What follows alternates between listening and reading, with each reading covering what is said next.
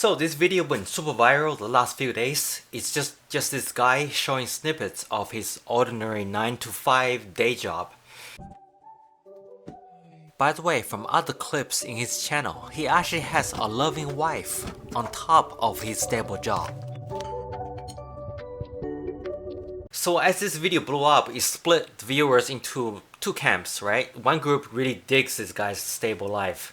It's predictable, peaceful, and it lets the guy to leave work at work and enjoy personal time at home with his family. They appreciate the kind of stability that's built into that basically built this country into one of the greats. Let's not discuss the changes in the last X amount of years. Then there is the louder group, and which also involve apparently I don't know, some big name TikTok stars or whatever. So many that have called this life like depressing. That's the main overarching theme, saying that they never want that for themselves, labeling it as a nightmare. Now, it's easy for anyone to criticize the short-sightedness and absurdity of the unrealistic standards these youngsters seem to be brainwashed as they enjoy all the hard works that others that they make fun of and complain about, but without whom they would have nothing. They would have no food, no water, no electricity, no transportation, nada. But I'm trying to look at this from a different angle. That was me laying down some hopefully valid criticism of those mocking this guy. And by extension,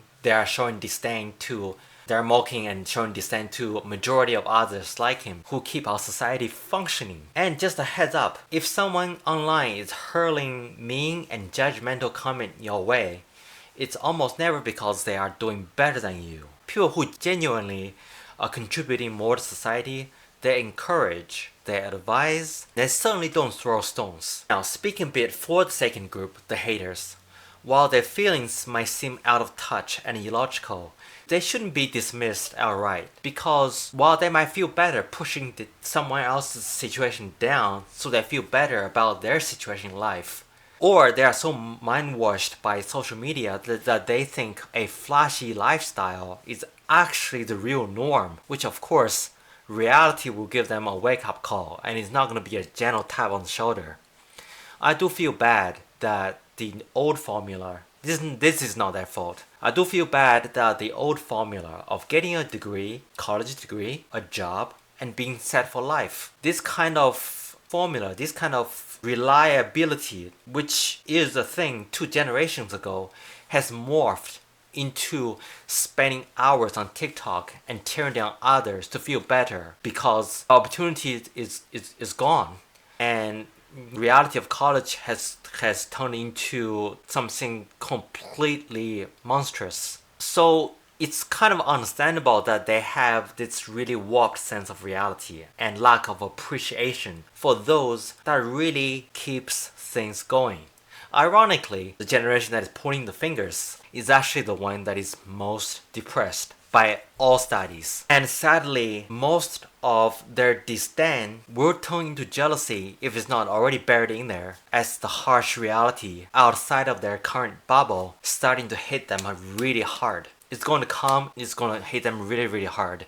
It's going to be a tough thing, really. Because this younger generation is one of the least properly educated generation, as well as having the least opportunities in many areas, and grown up in a world where reality is warped 10 ways to Sunday around them, that they don't know what is true and what is not, what is normal, what is to be appreciated, how things really work. And given the current culture, political, socio-economic landscape, this whole thing is just very, very sad. For 99.9% of people throwing negative comment at a guy showing his regular 9 to 5, I'm sorry. I'm sorry that you have the main character syndrome while you are not the main character.